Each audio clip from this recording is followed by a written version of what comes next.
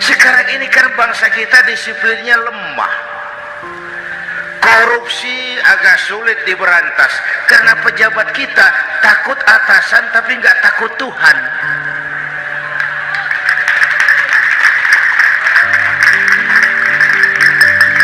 Itu sama dengan anak muda naik sepeda motor ngebut, lampu merah jalan terus, di stop sama polisi. Iya pak. Mir, siap. SIM, ada pak. SNK, ada pak. Tahu kau lampunya merah? Tahu pak. Kenapa lewat terus? Saya nggak tahu, ada bapak kan. Itu disiplin kita. Tenang benar jawabnya, kayak orang nggak salah gitu.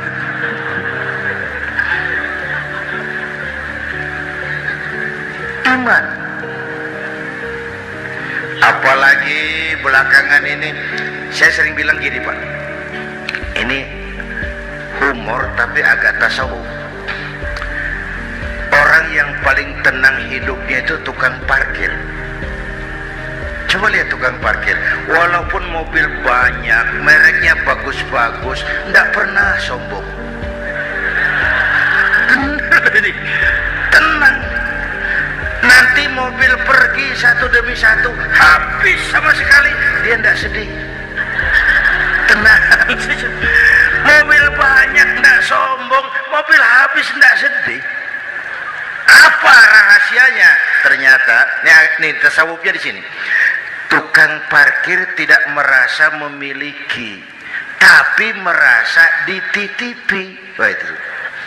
Siapa saja yang merasa memiliki, bersiaplah kehilangan, dan itu menyakitkan. Tapi kalau merasa dititipi, jabatan, harta, anak, istri, semua titipan, hiduplah seperti tukang parkir. Pertama, titipan tidak boleh bikin kita sombong. Dititipi kok sombong, tidak pantas ah. Ya, Pak Zainuddin titip mobil ya, silakan. Yang punya mobil pergi, saya peteteng. Tidak pantas dititipi kok sombong. Ada orang dititipi jabatan oleh Allah sombong. Dititipi sombong. Ada enggak pejabat sombong? Ada. Namanya Fir'aun. Itu pejabat-pejabat sombong anak buah Fir'aun semua.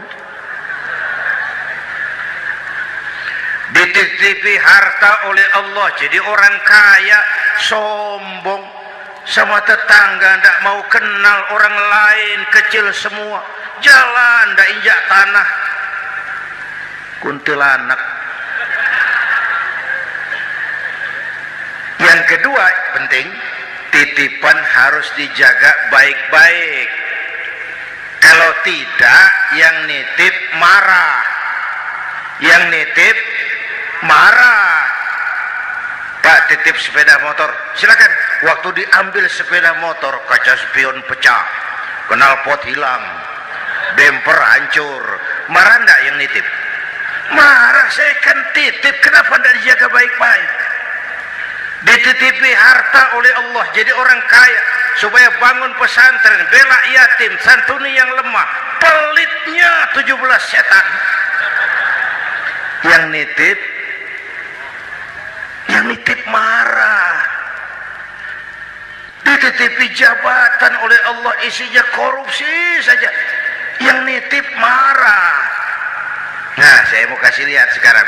Allah titip Indonesia. Allah titip Indonesia. Hai rakyat, ini Indonesia, aku titip, kata Allah. Sebentar, ada meja mau naik. Silakan mas. Iklan. Ya, terima kasih. Jangan disangka kalau disediakan air teh pidatonya jadi lama. Dekorasi ini kok. Sampai mana tadi? Hai rakyat, ini Indonesia, aku titip, kata Allah. Ini negara besar dan kaya. Titipan ini ditebus dengan keringat, air mata, darah, dan nyawa. Ini bedanya. Malaysia memang merdeka, tapi diberi Inggris. Singapura merdeka, diberi Inggris. Indonesia merdeka, keringat, air mata, darah, dan nyawa. Ini negara aku titip, kata Allah. Ini negara besar dan kaya. Buminya subur.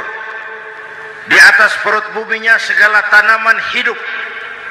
Di bawah perut buminya ada gas, minyak, batu bara. Lautnya kaya, hutannya kaya. Kekayaan negeri ini harus digunakan bagi sebesar-besar kemakmuran rakyat. Itu amanat konstitusi. Disalahgunakan, dikorupsi, yang nitip marah. Yang nitip marah. Kalau dia marah, dia suruh makhluknya yang lain negur. Siapa? Merapi,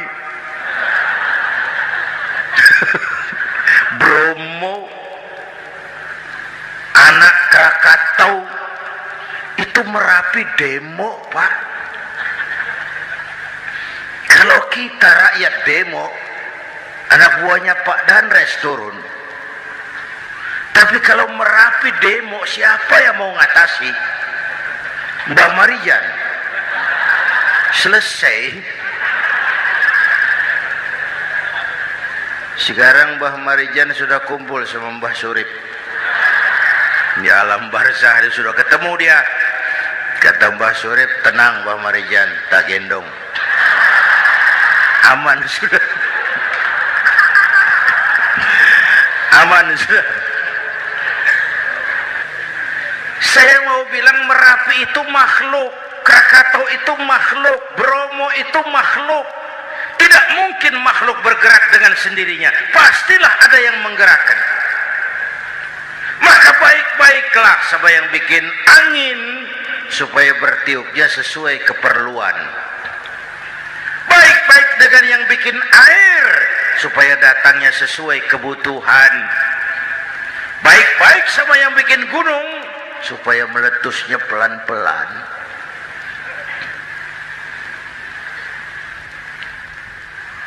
Bapak Ibu hadirin yang saya hormati, menjaga titipan. Jangan menyembah kecuali hanya kepadanya. Jangan menyekutukannya dengan sesuatu pun.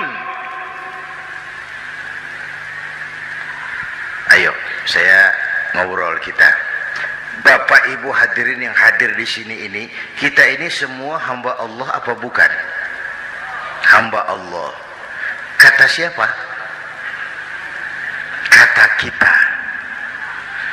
Kalau kata kita namanya ngaku. Ngaku itu boleh dan murah. Apa diakui? Kita belum tahu. Ya, kan baru kata kita itu. Dan tidak otomatis kalau kita bilang, saya ini hambamu ya Allah. Lalu Allah jawab, iya ya. Tidak. Tidak. Wong itu kan kata kita. Saya hamba Allah, kata saya. Berapa banyak orang perbuatannya, ucapannya berkata, saya hamba Allah. Perbuatannya menyatakan dia hamba setan, hamba nafsu, hamba dunia, budak jabatan. Tidak sesuai ucapan dengan perbuatan. Jadi hamba Allah itu enggak mudah, digojlok, diuji. Coba lihat, yang jelas diakui sebagai hamba itu baru satu yang kita peringati ini, baginda Nabi. Allah mengakui kapan? Waktu menceritakan Isra dan Mi'raj. Apa yang dipakai kalimat? Subhanallazi asra bi'abdih. Maha suci Allah yang telah menjalankan hambanya. Hambanya. Muhammad itu hambaku, aku jalankan dia. Allah mengakui. Kapan kalimat ini turun? Setelah Nabi digojlok, ditempa, digembleng, diuji, difitnah, dicaci maki, dilontari kotoran unta, sahabat-sahabatnya dibantai. Lulus, lolos. Muhammad betul-betul hambaku. Ayo Isra Muhammad. Subhanallazi asra bi'abdi, hambaku.